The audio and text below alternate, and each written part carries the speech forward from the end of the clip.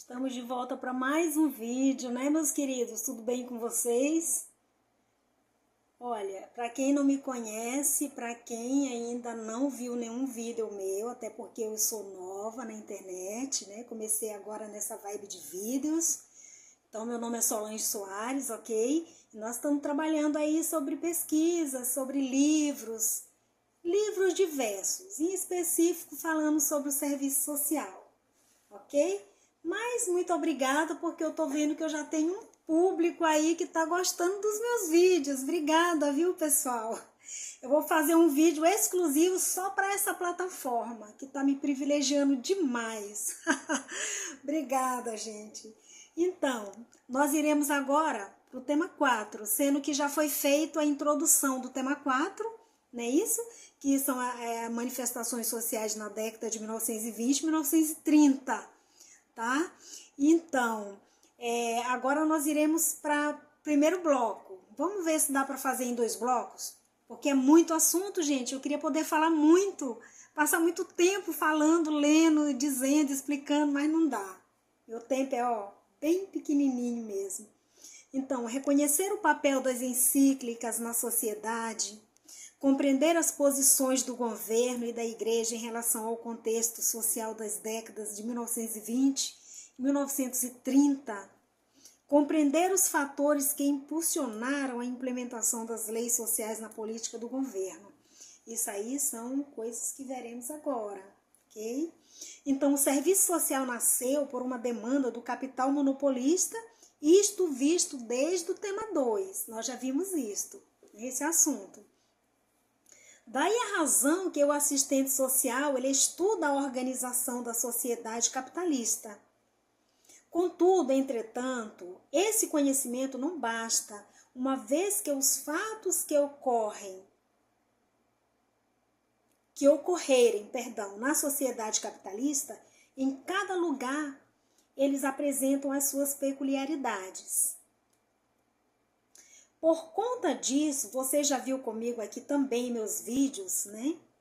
Alguns aspectos políticos, econômicos e sociais do Chile e do Peru. No tema 3, não é isso? Você lembra do tema 3? Então, todo esse trabalho vai dar base para você se inteirar da implementação do serviço social no Brasil. Isso pressupõe o estudo das manifestações brasileiras das décadas de 1920 e 1930. Então, nós iremos reconhecer o papel das encíclicas sociais na sociedade, nós iremos, no tema 1, reconhecer o papel das encíclicas sociais na sociedade, esse primeiro pressuposto, né? Já no tema 3, você ficou conhecendo através de um vídeo, né, que eu já postei, no tema 3, sobre a encíclica social Rerum Novarum, pelo Papa Leão XIV, em 1891.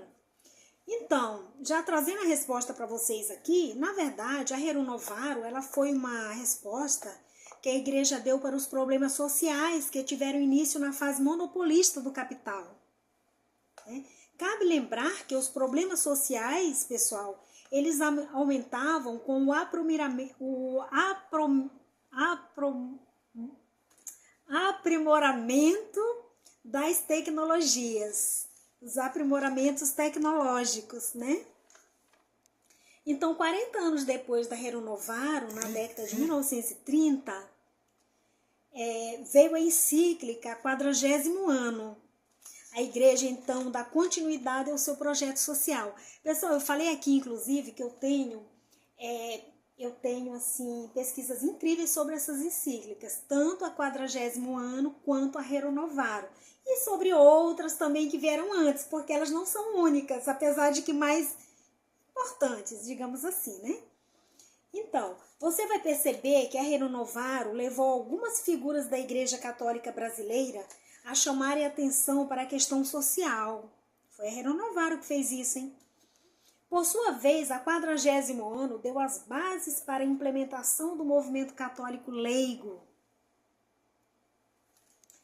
iniciado com a Rerum Novarum, Logo, o papel social das encíclicas está ligado aos problemas sociais originados nas demandas do capital monopolista,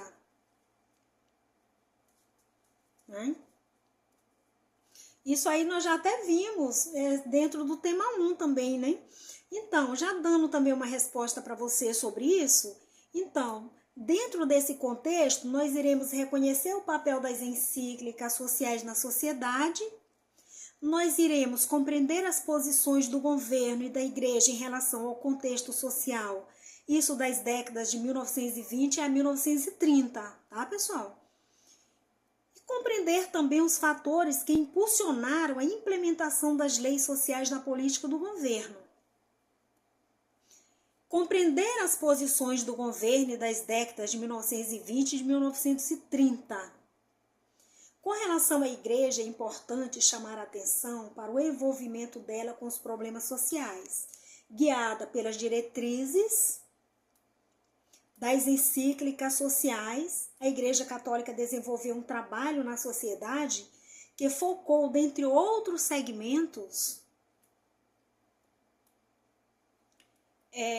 as famílias operárias. Então, as famílias operárias foram incluídas neste contexto. Era temida a influência comunista no meio dos trabalhadores. Então, a influência comunista era muito temida, né? Então, o Estado também ele tinha o propósito de evitar perturbações que pudessem vir das lideranças comunistas, né? Então, o Estado ele tinha também esse papel, ele era literalmente, ele é obrigado também, né?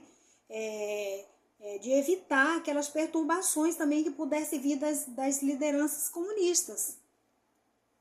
Então, não dá para compreender as manifestações ocorridas na sociedade brasileira nas décadas de 1920 e de 1930 sem estudar as formas de enfrentamento da questão social do Estado e da Igreja Católica. Tá? Então, de acordo com Yamamoto e Carvalho, 2006, no Brasil, a República Velha terminou sem que a Igreja e o Estado assumissem a questão social. Então, a Igreja Católica ela não assumiu, pessoal, a questão social de jeito nenhum. Então, já também como resposta a essa demanda, esse problema, esse movimento ele iniciou-se uma fase em que foi implementada a industrialização. E nessa época havia concessões sociais. Nessa época já haviam concessões sociais.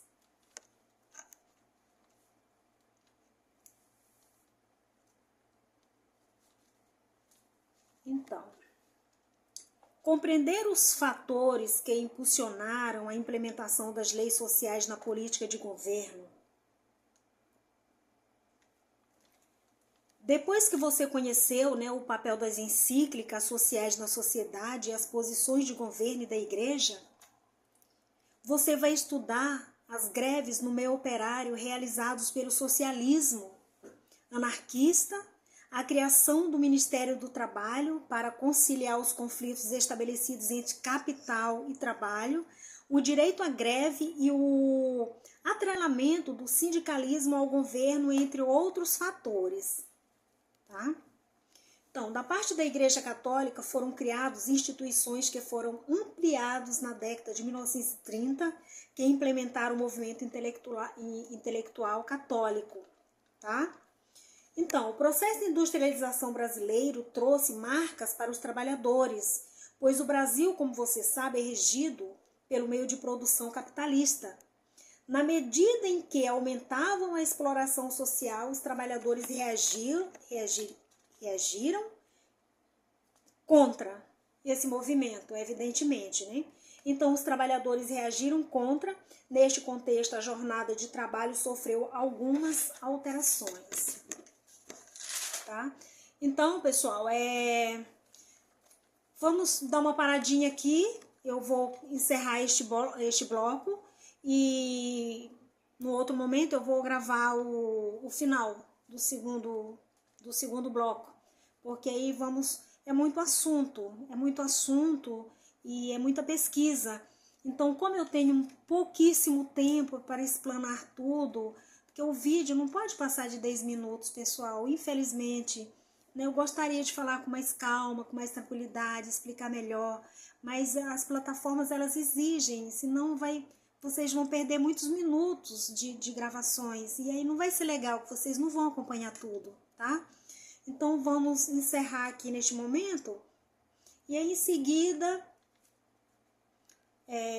no outro momento, eu já vou fazer o final do quarto tema, né? E eu espero que vocês estejam gostando, que vocês estejam compreendendo, né? Deem sua opinião, mandem para mim falar algo, se está gostando do meu trabalho, se você quer um link, se você quer um site específico sobre algum assunto, pode me pedir que eu mando, envio para você, tá? E compartilhe, sabe? Compartilhe, grave esse vídeo e aí você vai, num momento mais tranquilo, fazer uma melhor pesquisa, melhor estudo, tá bom? Muito obrigada, pessoal. Um abraço.